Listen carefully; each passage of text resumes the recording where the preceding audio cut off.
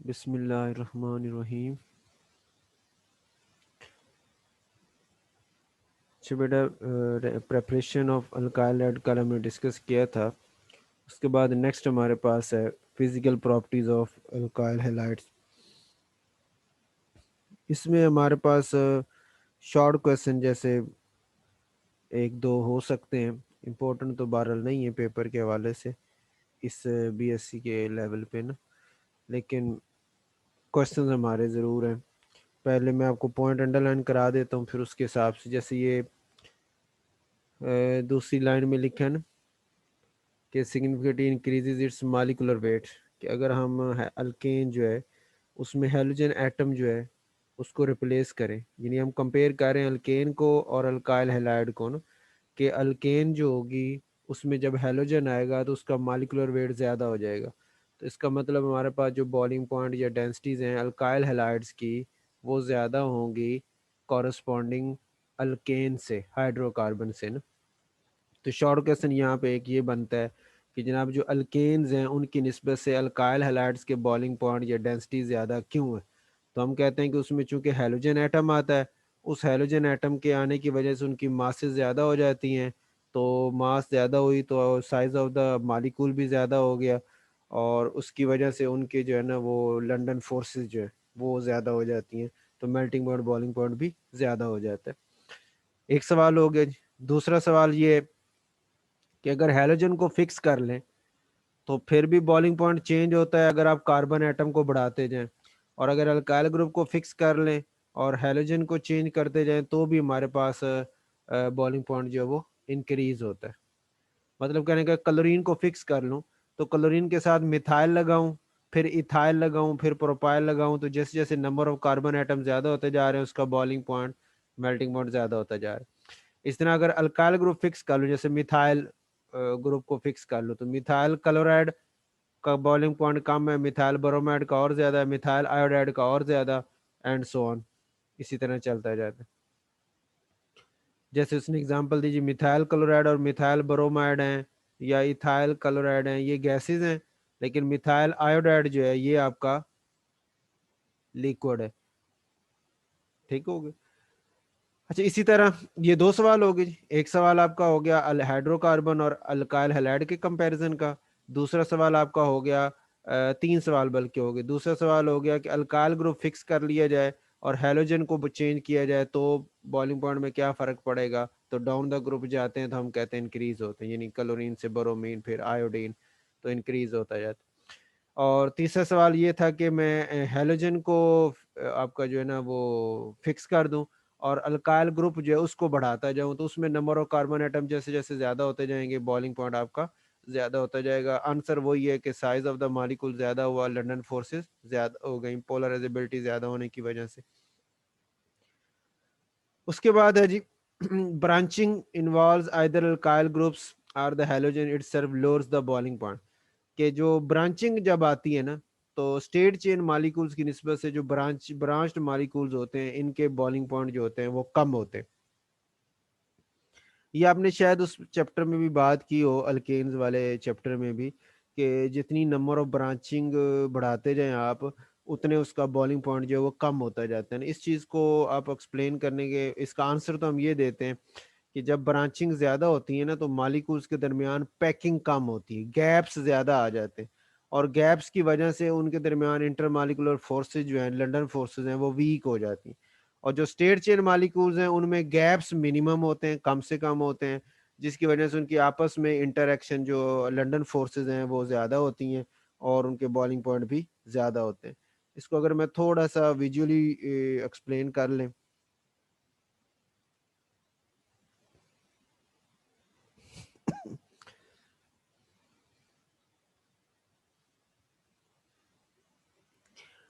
Visual explanation से मुराद ये है कि जैसे मैं एग्जांपल लूँ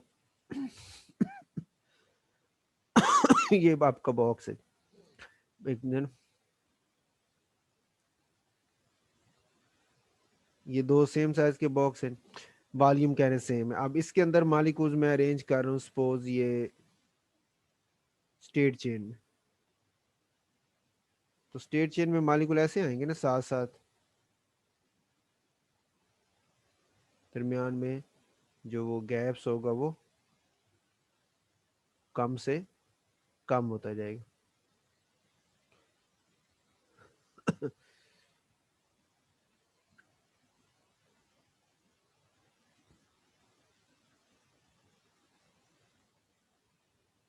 ठीक है जी, गैप्स कम है, मालिक्यूल साथ साथ अरेंज होते हैं स्टेट चेन में। ब्रांच की मिसाल ले लें, जैसे ये ये मालिक्यूल है, अब इसके ऊपर ये एक ब्रांच लगी है सपोज, ठीक होगा। अब इसी तरह का जो दूसरा मालिक्यूल है ये आ गया, सपोज उसकी ब्रांच इस तरह नीचे की तरफ कर लें, ये ऊपर हो ये नीचे हो, ठीक होगा। अब ये मालिक्यूल साथ जितने भी करीब हो जाएं एक दूसरे के, ठीक, इसको आप जितना भी करीब कर लें, ये दरमियान में इन ब्रांचों की वजह से ये दरमियान में ना गैप्स रह जाएंगे, ठीक होगा। और इन गैप्स की वजह से,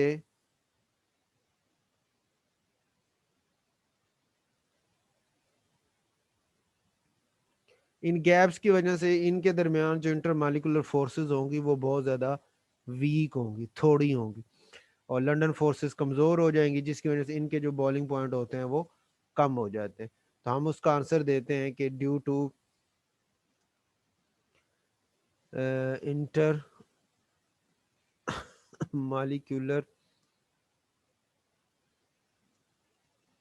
due to inter molecular spaces or gaps, ठीक होगा, there are week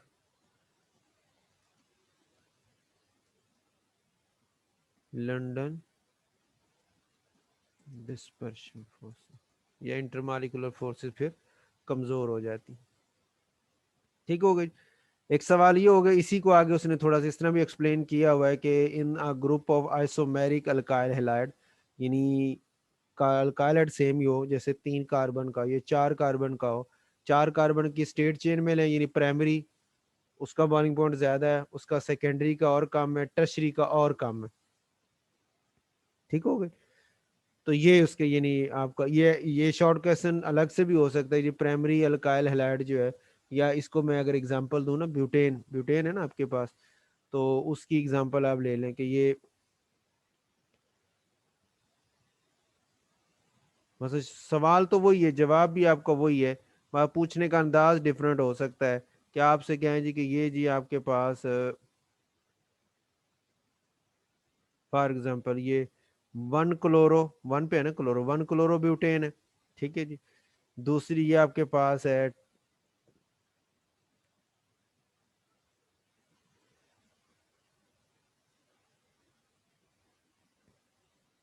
2 chloro butane है जैसे।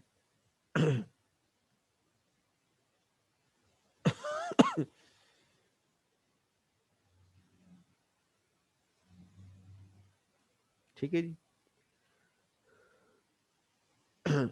सॉरी ये यहाँ से आए।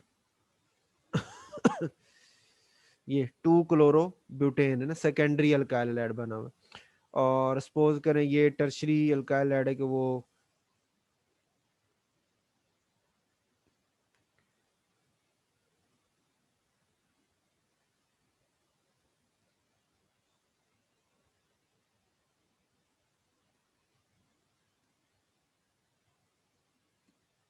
ठीक है, टर्शरी अल्काइल, और ये हैलाइड ग्रुप हो गया। तो इसमें ब्रांचें ज्यादा हूँ, इसमें स्टेट चेन में कम ब्रांचें, ज्यादा बॉलिंग पॉइंट, इसका एक ब्रांच है, इसमें और ज्यादा ब्रांचें आ गई तो बॉलिंग पॉइंट भी ज्यादा हो गए। तो जवाब वही है आपका, पूछने का अंदाज वो ये कह सकते हैं 1 क्लोरोब्यूटेन है, या 2 क्लोरोब्यूटेन है, या ये 2 क्लोरो 2 मिथाइल प्रोपेन है, ठीक है, ये टर्शरी ब्यूटाइल क्लोराइड है, ये एन ब्यूटाइल क्लोराइड है, ये सेकेंडरी ब्यूटाइल क्लोराइड है, ठीक है, ये 2 क्लोरोब्यूटेन जो, और ये वाला आपका टर्शरी ब्यूटाइल क्लोराइड है। तो कहते हैं इस तरह आपके पास हैं, तो इनको आप कैसे जो है ना वो नाम देंगे, इनका बॉइलिंग पॉइंट कैसे चेंज होगा, तो ऑर्डर आपका वही आएगा ब्रांचों के हिसाब से ना जो हम बात करें।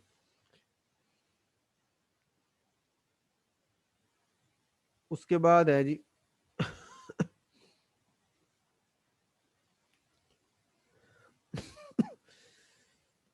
ये जो पैराग्राफ है ना शुरू में, यहाँ पे उसने बात की सॉल्युबिलिटी की कि अल्काइल हैलाइड्स चाहे पोलर हैं, थोड़े से पोलर हैं क्योंकि हैलोजन पार्शियल नेगेटिव चार्ज होती है और कार्बन पार्शियल पॉजिटिव है, लेकिन फिर भी ये इतने ज़्यादा पोलर नहीं है कि पानी में हल हो सकें, ये पानी में इनसॉल्युबल ही होते हैं और वहाँ पे एक ऑयली सी लेयर बना लेते हैं पानी के अंदर। इसके अलावा ऑर्गेनिक सॉल्वेंट्स के अंदर ये सॉल्युबल हो जाते हैं अपनी ऑर्गेनिक नेचर की वजह से। उसके बाद है जी रिएक्शंस ऑफ अल्काइल हैलाइड्स, कि अल्काइल हैलाइड्स के जो मुख्तलिफ हम रिएक्शंस करते हैं, इसमें जनरल एक डिस्कशन ना, ये दो छोटा सा पॉइंट आप इसको अंडरलाइन कर लें कि सवाल हो सकता है कि ये तीसरी लाइन में लिखा ना, ऑन इंडस्ट्रियल स्केल, जब आप इंडस्ट्री वाले बात करते हैं ना, तो इंडस्ट्री वालों की प्रेफरेंस होती है कि हमें सस्ते से सस्ती चीज़ मिले, हमारे इंग्रेडिएंट्स जो है ना या जो रॉ मटेरियल है वो सस्ता हो, और फिर हम उससे आगे प्रोडक्ट बना के तो उसको आगे जो है ना वो यूज़ करें। तो इंडस्ट्रियल स्केल पे ज़्यादातर अल्काइल क्लोराइड यूज़ होते हैं। उसकी वजह क्या है कि जो क्लोरीन है वो लो कॉस्ट पड़ती है ब्रोमीन और आयोडीन की निस्बत से। एक सवाल, एक ये नहीं पॉइंट हो गया। दूसरा, लेकिन लेबोरेटरी के अंदर आपके पास जो है ना, हम अल्काइल ब्रोमाइड या अल्काइल आयोडाइड को प्रेफरेंस देते हैं क्योंकि वो रेक्टिव होते हैं, उनका बॉन्ड जल्दी टूट जाता है, वो रिएक्शन में जल्दी हिस्सा लेते हैं। तो लेबोरेटरी के अंदर रिएक्शंस के अंदर जो साइंटिस्ट हैं या रिसर्चर्स हैं, वो ज़्यादातर अल्काइल ब्रोमाइड्स को या अल्काइल आयोडाइड्स को यूज़ करते हैं कि उनके रिएक्शंस की जो स्पीड होती है वो ज़्यादा होती है। ठीक हो गई। तो ये एक जर्नल आपका पॉइंट आ जाता है, ये बस ये छोटा सा कि इंडस्ट्री लेवल पे अल्काइल क्लोराइड को प्रेफरेंस क्यों दे रहे हैं, और इस तरह लेबोरेटरी लेवल पे अल्काइल जो आपके ब्रोमाइड या आयोडाइड्स को प्रेफरेंस क्यों देते हैं। उसके बाद इसकी रिएक्शंस की टाइप्स हैं। पहली रिएक्शन की टाइप है सब्स्टिट्यूशन। सब्स्टिट्यूशन रिएक्शन हम उसे कहते हैं कि वो रिएक्शन जिसमें कोई ग्रुप आए, आके किसी मालिक्यूल में से किसी एक उसके हिस्से को रिप्लेस कर दे, हटा दे, और उसकी जगह खुद अटैच हो जाए, उसको हम नाम देते हैं सब्स्टिट्यूशन रिएक्शन का। जैसे यहाँ पे आप देखें, ये OH ग्रुप आया है, OH माइनस ग्रुप आके यहाँ से Cl को रिप्लेस कर दिया और उसकी जगह खुद अटैच होके CH3OH बना दिया, और जो Cl रिप्लेस हुई है वो K से मिलके KCl बना दी है। तो ये जो रिप्लेसमेंट है, यानी OH ग्रुप का वहाँ जाके क्लोरीन से को रिमूव करके उसकी जगह अटैच होना, इसको हम नाम देते हैं सब्स्टिट्यूशन रिएक्शंस का। और इसमें अल्काइल हाइड के हवाले से इनको जनरली नाम दिया जाता है न्यूक्लियोफिलिक सब्स्टिट्यूशन रिएक्शन का, कि ये जो ग्रुप आया है ना OH माइनस की शक्ल में, यहाँ पे तो इस वक्त हाइड्रोक्साइड है ना OH माइनस, तो ये जितने भी नेगेटिवली चार्ज आयन है या कुछ न्यूट्रल स्पीशी भी होते हैं, जैसे ये नीचे एग्जांपल दी तीसरी लाइन में, RO माइनस, ये सारे नेगेटिवली चार्ज आयन है, या ये NH3 जो है ये लोन पेयर की वजह से ये भी न्यूक्लियोफाइल है। तो न्यूक्लियोफाइल न्यूट्रल भी हो सकता है, माइनस चार्ज वाले भी हो सकते हैं। तो ये न्यूक्लियोफाइल आते हैं, आके यहाँ से हेलोजन को रिप्लेस कर देते हैं और उसकी जगह खुद अटैच हो जाते हैं। इस वजह से इन रिएक्शंस को हम न्यूक्लियोफिलिक सब्स्टिट्यूशन रिएक्शन का नाम भी देते हैं। ठीक हो गई। उसके बाद सेकंड टाइप है, अभी हम आगे बात करेंगे ये न्यूक्लियोफाइल क्या चीज़, इसकी क्या खसूसियात हैं, और इलेक्ट्रोफाइल क्या होते हैं, ये भी आगे बात आएगी। उसके बाद है जी एलिमिनेशन रिएक्शंस की ना। एलिमिनेशन में क्या है कि आपका उसी तरह यानी एक न्यूक्लियोफाइल ही आता है, लेकिन यहाँ जो न्यूक्लियोफाइल आ रहा है वो बेस के तौर पे एक्ट कर रहा है। यहाँ जो न्यूक्लियोफाइल आता है वो न्यूक्लियोफाइल के तौर पे एक्ट करता है, और वहाँ पे आके पहले से मौजूद ये लीविंग ये भी न्यूक्लियोफाइल है ना, Cl माइनस की शक्ल में निकला है, माइनस वाले न्यूक्लियोफाइल ही होते हैं। तो वो भी एक न्यूक्लियोफाइल है, लेकिन वो वीक है, ये स्ट्रॉन्ग है, स्ट्रॉन्ग ने आके वीक को उसके कंपाउंड में से निकाल दिया और ये रिएक्शन हो गया। ठीक हो गया।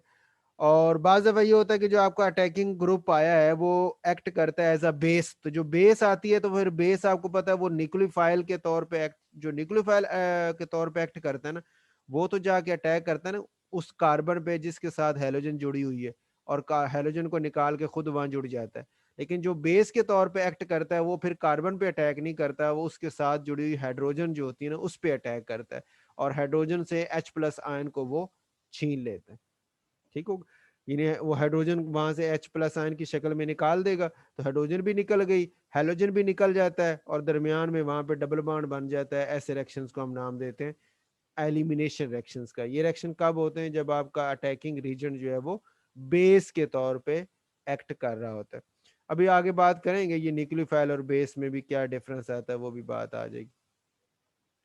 उसके बाद तीसरी टाइप है रिएक्शंस की आपकी ना, रिडक्शन रिएक्शन। रिडक्शन का मतलब ये है, यहाँ पे जो जर्नल हम ले रहे हैं कि जो अल्काइल हैलाइड्स हैं उनकी रिडक्शन करके ना वहां से हम हैलोजन को हटा देते हैं और उसकी जगह हाइड्रोजन को लगा देते हैं। इस ऐसे रिएक्शन को बोलते हैं रिडक्शन रिएक्शन के। रिडक्शन का लफ्जी मतलब तो आपने सुना हुआ, एडिशन ऑफ हाइड्रोजन को कहते हैं ना रिडक्शन। तो अल्काइल हैलाइड में जैसे यहाँ पे इसने ये मैकेनिज्म लिखा है, अगले पेज पे ना इसने इसका ओवरऑल रिएक्शन शो किया है। ये देखें, ये ओवरऑल रिएक्शन है कि आर एक्स था, अल्काइल हैलाइड था, जिंक की मौजूदगी में उसने एच एक्स से रिएक्शन किया है। तो यहाँ से हाइड्रोजन जो आई है आके आर के साथ जुड़ गई है और एक्स दोनों मिलके जिंक के साथ जुड़ के ZnX2 हो गया और आर एच बन गया, यानी अल्केन बन गई। तो अल्काइल हैलाइड की जब हम रिडक्शन करते हैं तो हमें अल्केन मिलती है। ठीक हो गया। और मैकेनिज्म इसका क्या फॉलो हो रहा है, वो ये आपके पास मैकेनिज्म भी उसने दिया है कि जो जिंक मेटल आप ले रहे हैं ना, अब जिंक के यूज जिंक की हो रही है, लेकिन उस यूज करने के दो तीन तरीके हैं। मतलब जैसे ये लिखे ना, पहली लाइन के एंड पे लिखा है zinc in aqueous acid. Aqueous acid जो होता है उसके अंदर जिंक को ले लेते हैं, या जिंक इन अल्कली, जिंक को अल्कली जो हाइड्रोक्साइड है उसके अंदर ले लेते हैं, या zinc copper couple in ethanol, zinc और कापर जो दो मेटल्स का अलॉय जो है मिक्सचर है उसको ले लेते हैं एथेनॉल के अंदर। और ये सारे इस सारों में का जिंक जो है वो एक्ट करता है एज अ रिड्यूसिंग एजेंट के तौर पे कि उसने इलेक्ट्रॉन लूज कर रहे होते हैं, और दूसरे जो आगे है आपका अल्काइल हैलाइड है उसकी उसने रिडक्शन करवानी होती है। ठीक हो गया। तो रिड्यूसिंग एजेंट के तौर पे एक्ट करते हुए जिंक जो है आपके अल्काइल हैलाइड की रिडक्शन करके उसको अल्केन में कन्वर्ट कर देते। अब यहाँ पे हमारे पास ये इसका मैकेनिज्म ये है कि जिंक जो था उसने दो इलेक्ट्रॉन लूज किए हैं तो Zn+2 हो गया। उन लूज किए हुए दो इलेक्ट्रॉन में से एक इलेक्ट्रॉन जो है आपके आर एक्स जो है उसमें से आर के ऊपर कंबाइन जुड़ता है, आर के ऊपर अटैक करता है। तो ये बॉन्ड इस तरह टूटता है कि दोनों के दोनों इलेक्ट्रॉन एक्स ले जाते हैं। ठीक हो गया। तो एक्स माइनस बन गया। फॉलो कर। और जो आर आपका है वो आर प्लस बनना था, लेकिन एक इलेक्ट्रॉन लेने की वजह से वो आर का रेडिकल बन गया। फिर वो एक और इलेक्ट्रॉन लेता है तो आर के दो इलेक्ट्रॉन होने की वजह से अब वो माइनस में चला जाता है, -1 उसका चार्ज आ जाता है। इस चीज को अगर मैं थोड़ा सा एक्सप्लेन कर लेते हैं कि ये जैसे हमारे पास है ना आर है और ये हमारे पास एक्स है। ठीक है जी। और यहाँ पे दरमियान में इनके ना ये दो इलेक्ट्रॉन मौजूद हैं जो ये बांड के अंदर मौजूद है, बांड पे मौजूद है। यहाँ पे मेरे पास एक इलेक्ट्रॉन ये ना सिंगल इलेक्ट्रॉन ये आया। ठीक है, ये सिंगल इलेक्ट्रॉन। तो सिंगल इलेक्ट्रॉन ने आके अटैक किया है आर के ऊपर। ठीक हो गई। अच्छा, अब अंदर जो चेंज हो रही थी, अगर इस इलेक्ट्रॉन को भी आप साइड पे रख दें, कहें कि भी ये इलेक्ट्रॉन जो भी है ना इसने अटैक नहीं किया, इसको अभी साइड पे रखें। तो आपका अगर ये बांड टूटता है ना तो टूटता इस तरह है कि आर और एक्स में से एक्स जो है वो दोनों इलेक्ट्रॉन लेके जाता है। तो आप कहते हैं सर जो आर है ना, एक मेरे पास आर बन गया, ठीक है, और एक मेरे पास एक्स बन गया।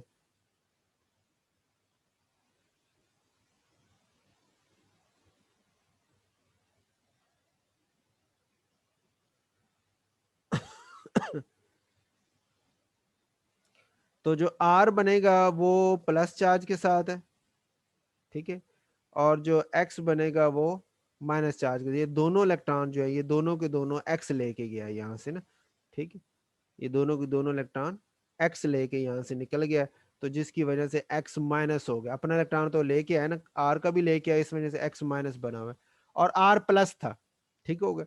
अच्छा, अब ये था ये इन्होंने ये स्टेबल एक मालिक्यूल होता है, खुद ब खुद उन्होंने ऐसे टूट के इस तरह शक्ल में आना नहीं था। तो उनको इस तरह तोड़ने के लिए हमें कुछ ना कुछ इनिशिएटर चाहिए जो आके वहां पे उनको तोड़े। तो उसके लिए फिर ये था कि वो जिंक ने जो इलेक्ट्रॉन लूज किए थे, दो इलेक्ट्रॉन, उनमें से एक इलेक्ट्रॉन आता है आके आर पे अटैक करता है, या आप दोनों इलेक्ट्रॉन भी ला सकते हैं, एक ही बात है। एक ही स्टेप में कर लें, आपकी बुक पे उसने दो स्टेप में किया है। ये ना एक इलेक्ट्रॉन यहाँ गेन करवा के आर रेडिकल बनाया, फिर एक इलेक्ट्रॉन गेन करवा के ये आर के दो डॉट, ये दोनों इलेक्ट्रॉन जो ऊपर से थे वही दोनों इसने गेन किए हुए, और इसके ऊपर नेट चार्ज इस वक्त माइनस का आया हुआ। ठीक हो गया।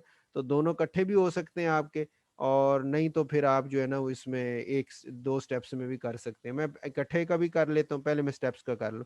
अच्छा, ये बनना था दोनों इलेक्ट्रॉन तो एक्स लेके एक्स माइनस हो गया। आर ने बनना था आर प्लस, लेकिन जब ये इलेक्ट्रॉन आ गया इसके पास तो उसकी वजह से इसका प्लस चार्ज तो खत्म हो गया ना, कि इसने इलेक्ट्रॉन गेन कर लिया।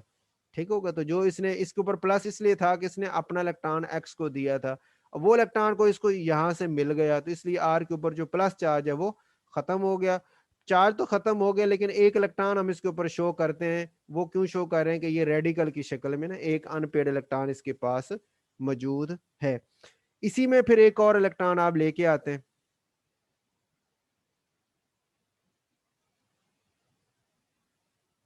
दो इलेक्ट्रॉन थे ना, तो जो सेकंड वाला इलेक्ट्रॉन आपका, जो जिंक ने दो इलेक्ट्रॉन लूज किए, तो उनमें से अब ये सेकंड वाला इलेक्ट्रॉन आपके पास आ गया। ठीक है, तो सेकंड वाला इलेक्ट्रॉन आके वो फिर दोबारा उसी के ऊपर आपका जो है ना आर के ऊपर आके गेन होता है।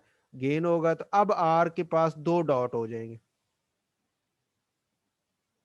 एक्स माइनस तो वैसे ही रहेगा, ठीक है, लेकिन आर जो है उसके पास अब पहले एक डॉट था, अब दो डॉट हो जाएंगे। ये वाला भी इलेक्ट्रॉन उसके पास आ जाएगा तो दो डॉट हो गए, यानी पेड अब वो हो गया ना, अनपेड अब नहीं रहा। और लेकिन उसके ऊपर अब चार्ज माइनस आ जाएगा, क्यों? कि अब उसने एक इलेक्ट्रॉन गेन किया है। लेकिन ये जो पहले इलेक्ट्रॉन उसने लिया था वो तो ऐसे समझे कि उसने अपना इलेक्ट्रॉन जो एक्स को दिया था वही उसको वापस मिल गया, इसलिए उसका कोई चार्ज नहीं था। लेकिन अब जब दूसरा इलेक्ट्रॉन उसके पास आया तो इसलिए ये इलेक्ट्रॉन दोनों गेन होके आर वो माइनस में आ गया, कि अब इलेक्ट्रॉन इस आर ने गेन किया, इस वजह से माइनस चार्ज है। और दो यहाँ पे टोटल माइनस का चार्ज हो गया, और इस माइनस को बैलेंस करने के लिए आपका ये जिंक के प्लस 2 मौजूद है। ये जो जिंक के प्लस 2 हैं, ये उस -2 को, ये माइनस में -2 को बैलेंस कर रहे हैं। अब अगले स्टेप में हम ये कहते हैं कि ये जो आर है ये आपका अल्काइल हैलाइड का, और जो दूसरा आपने हेलोजन एसिड का मालिक्यूल साथ लिया ना, HX भी है ना साथ, तो हेलोजन एसिड का जो मालिक्यूल आपने लिया हुआ है उसके साथ इसका इंटरेक्ट होता है, इंटरेक्शन होता है, और इस तरह है कि ये,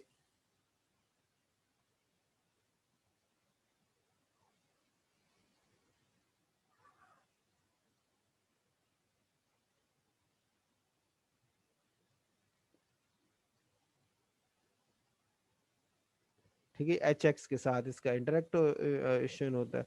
और वो इंटरेक्शन इस तरह होता है कि आपके पास ये जो आर माइनस है ये आके एच पे अटैक करता है और HX बन जाता है, और यहाँ से आपके पास ये एक्स जो है वो बाहर निकल जाता है, तो ये एक्स माइनस बन जाएगा। ये एक्स माइनस और ये एक्स माइनस मिल के ZN के जिंक के साथ मिलेंगे तो ZnX2 बन जाएगा, और आर और एच मिलेंगे तो आपके पास जो प्रोडक्ट है वो RH का आ जाता है, यानी अल्केन आपके पास आ जाती है इस शक्ल में। ठीक है जी, तो ये ओवरऑल आपका, यानी ये वो आपका मैंने रिएक्शन लिखा है जो आपकी बुक के ऊपर इस वक्त एक्सप्लेन किया हुआ है, कि पहले एक इलेक्ट्रॉन आया, आर का रेडिकल बना दिया और एक्स माइनस निकल गया।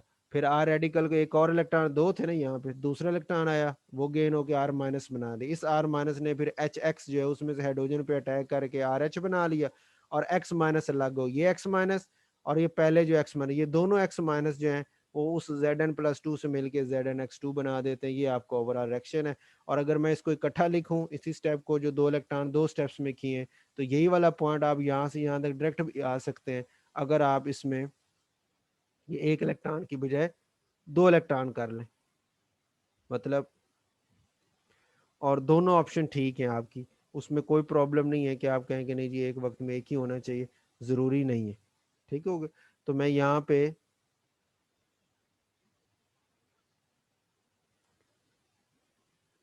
दोनों इलेक्ट्रॉन जो जिंक ने लूज किए थे दोनों ले लें, और दोनों के दोनों जो आके यहाँ पे आर के ऊपर अटैक करें, और ये दोनों इलेक्ट्रॉन निकल जाएं। क्योंकि आर के पास दो इलेक्ट्रॉन आ रहे हैं, एक तो इसका अपना ही हो गया जो यहाँ से गया है, और एक इसने एक्स्ट्रा गेन किया है, तो ये बन जाएगा आर माइनस और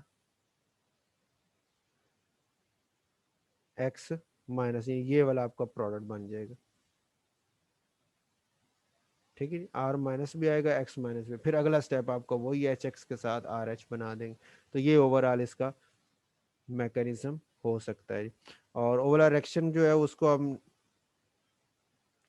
रिएक्शन आपका ये बनता है जी, कि RH जो अल्काइल एड है जिंक के साथ रिएक्शन करता है in the presence of halogen acid, और हमारे पास रिडक्शन होके अल्केन मिल जाती है, प्लस साथ ZnX2 जिंक हेलाइड जो है वो भी बन जाते हैं। उसके बाद है जी नेक्स्ट इसका इसमें अब मुख्तलिफ इसकी ना कैटेगरी बता रहा है। कैटेगरी ये कि प्राइमरी और सेकेंडरी जो अल्काइल क्लोराइड्स और ब्रोमाइड्स हैं वो are not affected in neutral और एसिडिक मीडिया, कि उनके ऊपर न्यूट्रल या एसिडिक मीडिया का इफेक्ट नहीं होता। अल्काइल क्लोराइड या ब्रोमाइड प्राइमरी हो या सेकेंडरी हो तो ये न्यूट्रल या एसिडिक मीडिया कोई फर्क नहीं, ये वाला रिएक्शन इजीली हमारा हो जाता है। लेकिन जो प्राइमरी सेकेंडरी अल्काइल हैलाइड्स हैं इनको हम अल्केन में लिथियम एल्यूमिनियम हाइड्राइड की मदद से भी, ये भी रिड्यूसिंग एजेंट होता है ना, लिथियम एल्यूमिनियम हाइड्राइड, ये AlH4 लिखा, AlH4 माइनस है, इसके साथ Li लिथियम लगा दें तो ये लिथियम एल्यूमिनियम हाइड्राइड कहलाता है।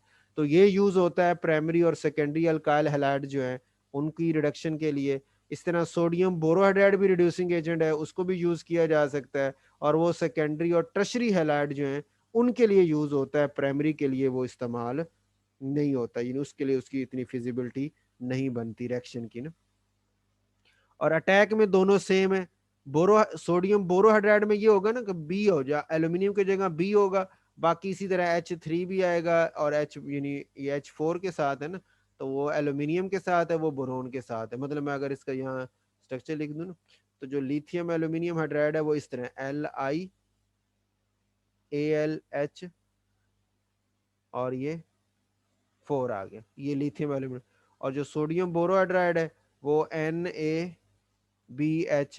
और 4 आ गए। Sodium lithium ion sodium ion दोनों में डिफरेंस है, एल्यूमिनियम की जगह बोरोन आया, बाकी H4 उधर भी है उधर भी है। तो जो स्ट्रक्चर इसने यहाँ एल्यूमिनियम हाइड्राइड का दिया इसी तरह बोरोन हाइड्राइड का भी आता है, सेम इसी पैटर्न पे अटैक होता है कि ये सिग्मा इलेक्ट्रॉन जो ये अटैक करते हैं आर के ऊपर और RH बन जाता है, एक्स जो निकलता है वहां से वो वहीं से हाइड्रोजन लेके इसी H में से, तो वो एक्स यानी एच तो उधर चला गया ना, तो RH बन गया, एक्स माइनस अलग हो गया, वो सोडियम था ना इसके साथ या लिथियम जो भी होगा उसके साथ मिलके लिथियम हैलाइड या सोडियम हैलाइड बन जाएगा, और AlH3 या BH3 वो आपका इसी तरह सेपरेट हो जाते हैं।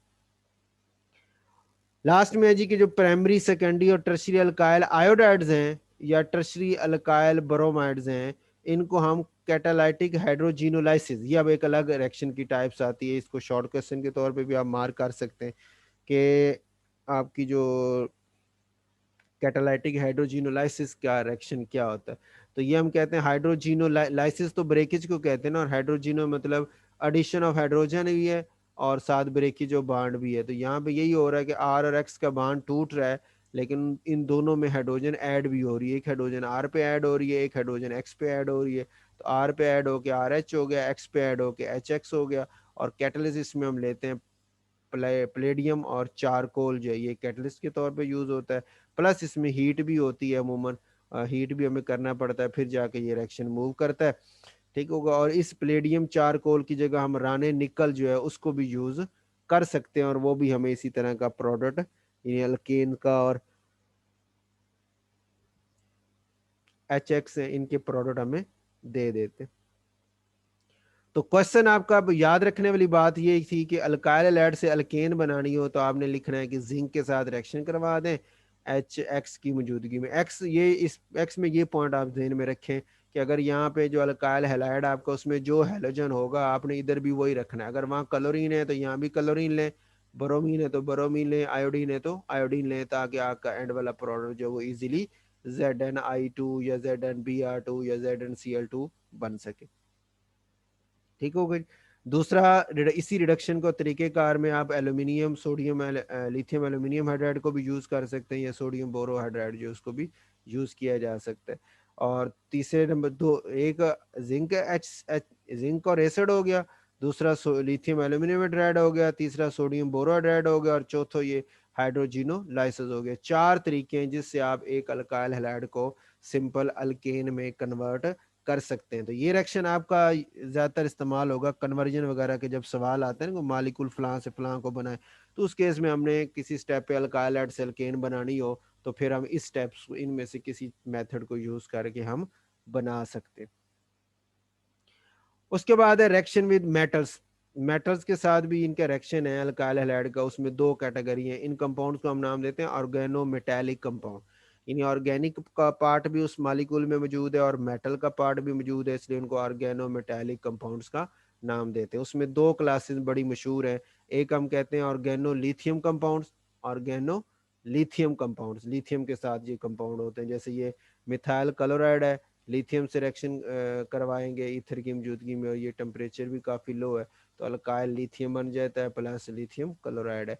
इसी तरह दूसरी इसकी कैटेगरी है गिरग्नार्ड रीजेंट की, कि वो भी बहुत ज़्यादा एक्टिव होता है और इससे आगे हम बहुत ज़्यादा रिएक्शंस इससे यानी प्रोडक्ट बना लेते हैं। तो वेरी इंपॉर्टेंट रीजेंट है ये। हम मैग्नीशियम से रिएक्शन करवाते हैं जब अल्काइल हैलाइड का ईथर की मौजूदगी में, तो हमारे पास ये गिरग्नार्ड रीजेंट का रिएक्शन हो जाता है और ये प्रोडक्ट बन जाती।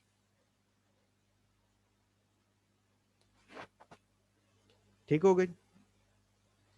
तो शॉर्ट क्वेश्चन आपका ये हो सकता है ऑर्गेनोमेटेलिक कंपाउंड क्या है? The compounds having organic part and a metal is called or called organometallic compounds. Example दे दें, एक आप कहेंगे ऑर्गेनोलिथियम है, दूसरी आप कहेंगे गिना रीजेंट है, और ये उसकी फार्मेशन का रिएक्शन हो सकता है। एक सवाल हो गया। दूसरा सवाल, कई आगे कन्वर्जन आएंगे। गिगना रीजन हमारे सिलेबस में है, इसी चैप्टर के एंड पे हम में बात करेंगे इसके रिएक्शंस की। तो बाज़ दफ़ा हमें कोई प्रोडक्ट बनानी पड़ती है जो गिगना रीजन को रिएक्शन करने के बाद मिलती है, लेकिन उसने स्टार्टिंग कंपाउंड आपको गिगना रीजन नहीं बताया होता, अल्काइल ऐड दिया होता है। तो फिर पहले हमें अल्काइल हैलाइड को मैग्नीशियम से रिएक्शन करा के इस रिएक्शन के थ्रू गिगना रीजन में बदलना पड़ता है, और फिर हम उसको कहते हैं कि अब ये आगे वो जो भी आपका प्रोडक्ट है उसमें कन्वर्ट हो जाएगा। तो कन्वर्जन के हवाले से ये वाला रिएक्शन आपका यूज हो सकता है कि गिगना रीजन बनाना हो तो हम इस रिएक्शन को यूज कर सकते हैं। उसके बाद है जी पांचवा है वर्ड्स रिएक्शन। आपके उसमें ना ये अपने शायद एफएससी में भी पढ़ा था कि सोडियम मेटल से रिएक्शन करवाना ईथर की मौजूदगी में अल्काइल हैलाइड्स को, तो जो उनका अल्काइल ग्रुप होता है ना, जो भी अल्काइल ऐड है उसमें जो अल्काइल ग्रुप है वो डबल हो जाता है। जैसे यहाँ मिथाइल था, तो अब प्रोडक्ट में दो मिथाइल इकट्ठे होके यानी एक कार्बन से दो कार्बन में बदल जाए। इसी दो होंगी तो चार हो जाएंगी, तीन है तो छह हो जाएंगी, एंड सो ऑन।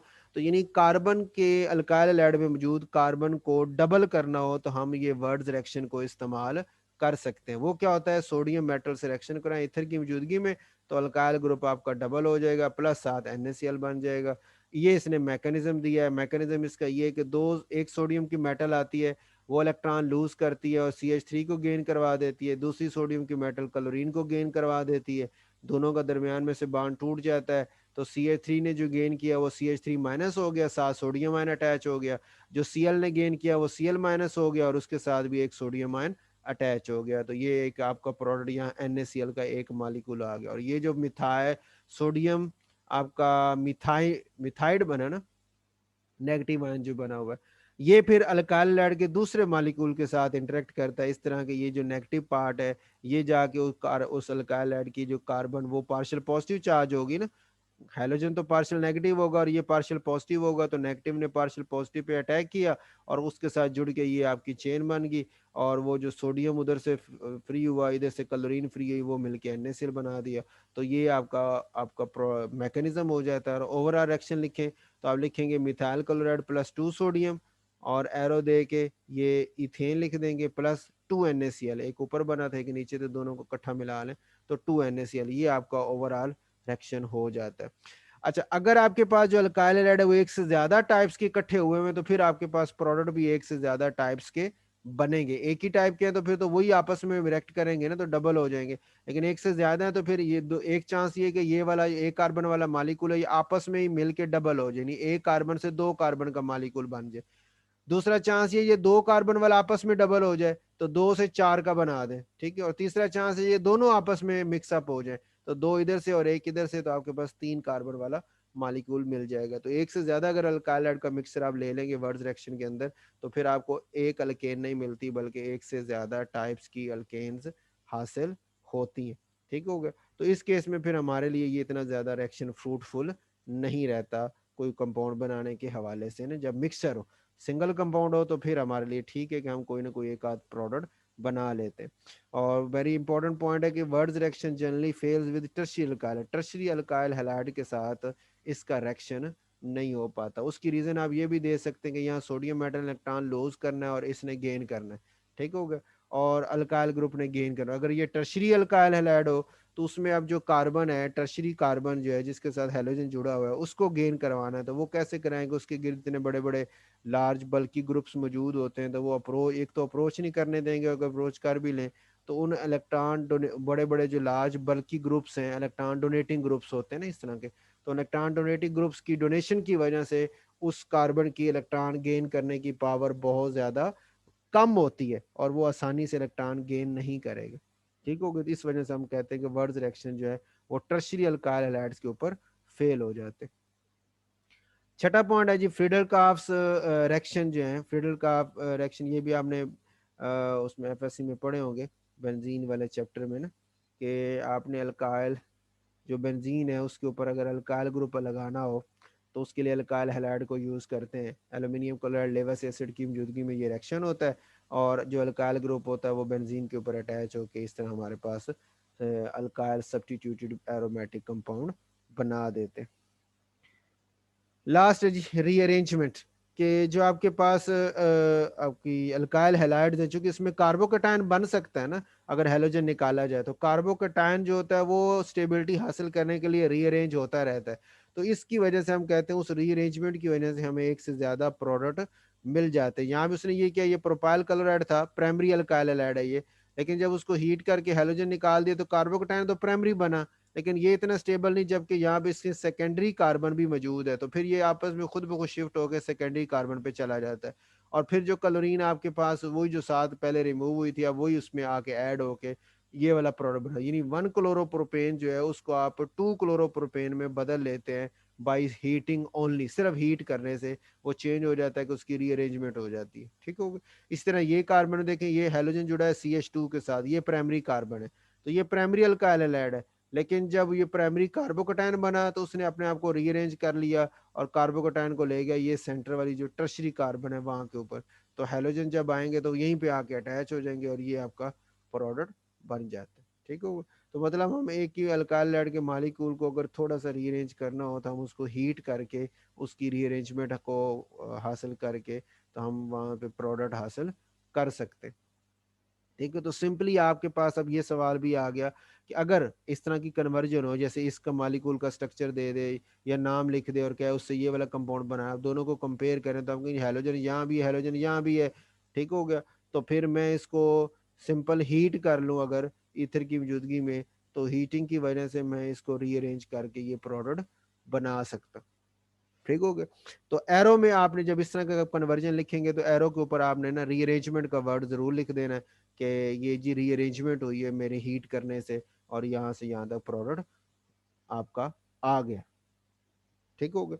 दूसरा तरीका वो आपका वो भी है इसको बनाने का ना, एक तो ये हीटिंग वाला हो गया ना, दूसरा तरीका वो जो आपने अल्कीन में जैसे अभी तो नहीं पढ़ा लेकिन एफएससी में भी ये रिएक्शन पढ़ा, अभी हमने बात की थी अल्कोहलिक केएच की, एलिमिनेशन रिएक्शन, कि अल्कोहलिक केओएच से रिएक्शन कराऊं ना तो ये हेलोजन और यहाँ से हाइड्रोजन, लेकिन यहाँ हाइड्रोजन है नहीं ना, अगर हाइड्रोजन होती तो फिर ये दोनों निकल के यहाँ डबल बॉन्ड बनाते, इस केस में ये पॉसिबल नहीं है, तो ये नहीं है आपको। ये इस केस में आप कर सकते हैं, जब हेलोजन और हाइड्रोजन जाएगी तो यहाँ पे डबल बॉन्ड और उस डबल बॉन्ड में फिर आप HCl ऐड करें, HCl ऐड कर दें, तो वो आपको मार्कोनिकुस रूल के मुताबिक ये वाला प्रोडक्ट बना देगा। एक दफा यानी रिमूव कर लें अल्कोहलिक केओएच से रिएक्शन करवा के और अल्कीन बना लें और फिर HCl उसमें ऐड करें, तो ये प्रोडक्ट एक तरीका तो ये, और दूसरा क्या, सिंपली उसको हीट करें और कहें जी कि रीअरेंजमेंट हुई है और हमारे पास ये वाला प्रोडक्ट बन गए।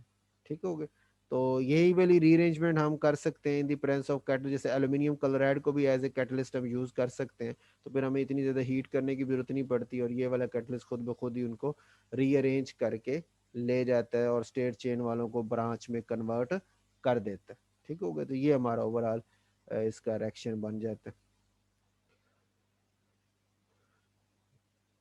लें जी, आपका ये यहाँ तक रिएक्शंस आपके मुकम्मल हो गए।